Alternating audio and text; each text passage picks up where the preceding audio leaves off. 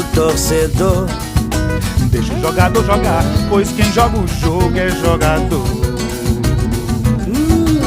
Quem resolve o jogo é jogador.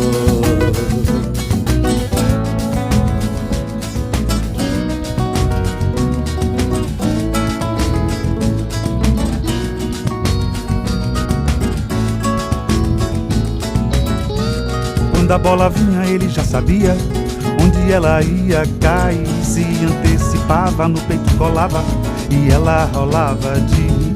Ele já dizia como profecia, quem joga deitado é raiz. Quem dá bico nela mata a bola de canela e é melhor tentar ser juiz. Bola bem tratada pelo pé da molecada, de calo de trivela, de cabeça na tabela. Bola namorada do Brasil na madrugada, bola pela tela na janela da favela. Bola bem tratada pelo pé da molecada, de calo de